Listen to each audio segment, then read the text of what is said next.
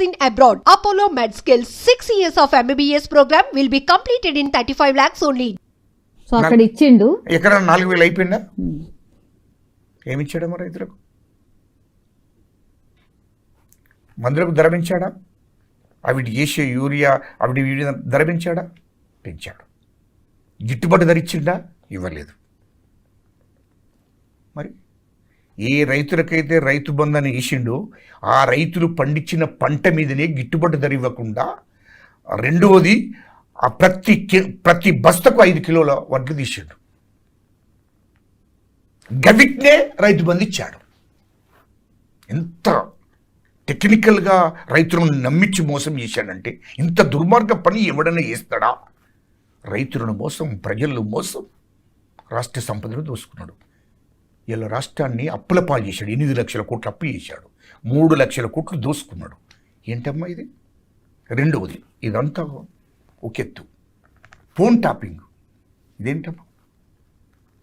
Phone tapping చేసి cinema industry వాళ్ళని, ఈ సినిమా ఇండస్ట్రీ వాళ్ళది ఎందుకు ట్యాప్ చేయాలా? దేనికోసం అసలు?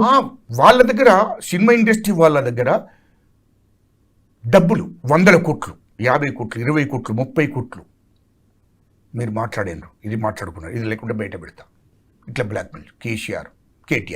కేటీఆర్ మొత్తం ఫోన్ ట్యాపింగ్ సినిమా ఇండస్ట్రీ వాళ్ళది. ఇది వంచుకున్నారు. పొలిటికల్ వాళ్ళదేమో కేసీఆర్ ఫోన్ ట్యాపింగ్ చేయించి, పొలిటికల్ ఆల్ పార్టీ నాయకులది మీరు ఫోన్ ట్యాపింగ్ చేసి నాకు రిపోర్ట్ చేయండి. ఎవరు? కేసీఆర్, ఆనాటి ముఖ్యమంత్రి, మాజీ ముఖ్యమంత్రి. అయితే కేటీఆర్ పరిస్థితి ఏది? ఏ ఇండస్ట్రీ? సినిమా ఇండస్ట్రీ వాళ్ళది, బిజినెస్ వాళ్ళు, అదేవిధంగా బిల్డర్లు, కాంట్రాక్టర్లు, బిజినెస్ వాళ్ళు మొత్తం నాకు ఇన్ఫర్మేషన్ కావాలి. వాళ్ళకి వాడు బిజినెస్ చేసుకున్నట్టు, నువ్వు ఇది చేసినావు, నీ ఫోన్ ట్యాపింగ్ చేసినావు, నాకు 50 కోట్లు, నాకు 100 కోట్లు. జూవెలర్ బంగారు షాప్ వాళ్ళని కూడా ఇచ్చిపెట్టలేదు. వాళ్ళు నువ్వు ఎక్కడెక్కడ బంగారం తెస్తున్నావు తెలుసు, నాకు తమాషాలు చేస్తున్నావా, నేను మొత్తం ఎవరు నువ్వు ఒకసారి గలు వాడు పోయినాక ఎదురు ఇక్కడ చూసి రేపు 100 కోట్లు తమాషాలు చేస్తున్నావు.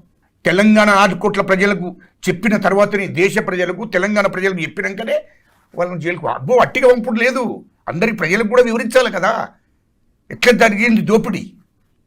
కాళేశ్వరం ప్రాజెక్ట్ ఎట్లా దోపిడీ జరిగింది, ఫోన్ ట్యాపింగ్ ఎట్లా జరిగింది, ఈ కార్ రేసింగ్ కార్ రేసింగ్లో ఎంత మోసం చేసిండు,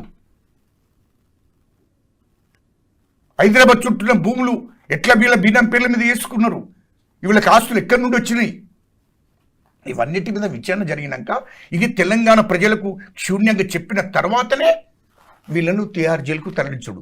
అట్టిగా అరెస్ట్ చేసిడు కాదు, ప్రజలందరికీ చెప్తాడు మా ముఖ్యమంత్రి రేవంత్ రెడ్డి గారు, మా క్యాబినెట్ మంత్రులు నీతి నిజాయితీగా పనిచేస్తున్నారమ్మా. 18 గంటలు. మా శ్రీధర్ బాబు గారు అయితే ఒక 4 గంటలు పడుకుంటాడమ్మా. మీరు ఒక్కసారి ఉండి, మీరు ఇంటి రూకని పొండి చెప్తారు, ఇంటికాడ ఎప్పుడు లేస్తాడు? రాత్రి 12-1కి వస్తారు మా శ్రీధర్ బాబు గారు. తెల్లవారు మళ్ళీ 6 గంటలకు లేస్తాడు. తెల్లవారంగా ఎన్ని గంటలు పండుకుంటున్నాము?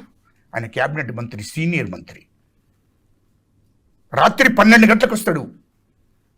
మొత్తం కాన్షియస్ ప్రజలను, ఈ రాష్ట్రంలో ఉన్న ప్రజలను, ఆయన ఐటీ శాఖను, ఇండస్ట్రీ శాఖను, ప్రభుత్వంలో ఇంకా అనేక అన్ని వర్గాలకు సంబంధించిన ప్రజలందరినీ కూడా ఆయన దగ్గరికి వస్తారు. రాత్రి 12 గంటలకు కూడా మాట్లాడుకుంటుంటారు వాళ్ళందరితో. అందరి సమస్యలు పరిష్కారం అయినాకనే వాళ్ళని పంపించినాక అప్పుడు ఇంట్లోకి పోయి భోజనం చేసి పడుకుంటాడు. మళ్ళీ పొద్దున 6 గంటలకి వెళ్ళిస్తాడు. ఏంటమ్మా ఇది బాధ్యత అంటే?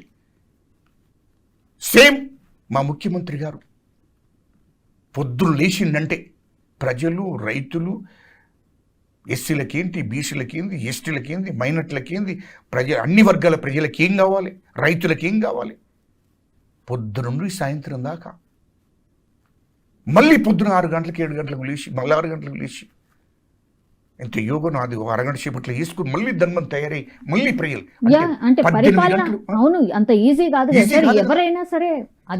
ఇది బాధ్యత. మా తెలంగాణ ప్రజలు నమ్మకం పెట్టుకున్నారు ఎవరు? మా ముఖ్యమంత్రి గారి మీద, మా రేవంత్ రెడ్డి గారి మీద. అవును, ఎదురు కూడా చూస్తున్నారు.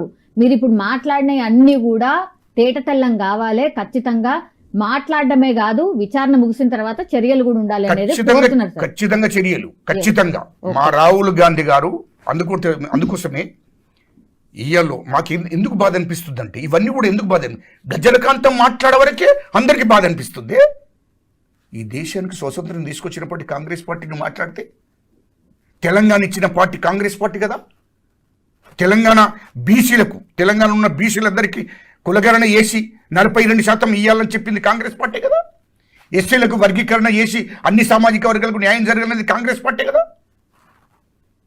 ఇవాళ కాంగ్రెస్ పార్టీ మా రాహుల్ గాంధీ గారు, మా సోనియా గాంధీ అమ్మ, మా మల్లికార్జున్ ఖార్గే గారు, మా రేవంత్ రెడ్డి గారు ముఖ్యమంత్రి గారు, మా పిసి చంద్రుడు మహేష్ గౌడ్ గారు వీళ్ళందరూ హామీలు ఇచ్చిన హామీలని నెరవేర్చడం కోసం ఆనిషలు కష్టపడుతుంటే ఓ దిక్కు మా మహేష్ గౌడ్ను మాట్లాడుతావు, ఓ దిక్కు మా ముఖ్యమంత్రి రేవంత్ రెడ్డి గారిని మాట్లాడుతావు, మా మంత్రులను మాట్లాడుతావు, మా పార్టీని మాట్లాడుతావు.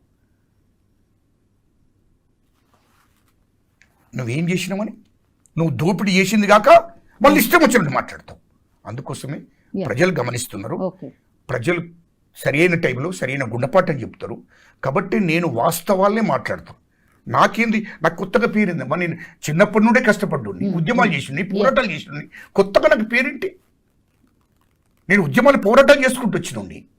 కాబట్టి నేను ఈ యువత కోసం, విద్యార్థుల కోసం, ప్రజల కోసం నేను మాట్లాడతా తప్ప వేరేది నాకు ఉద్దేశం లేదు.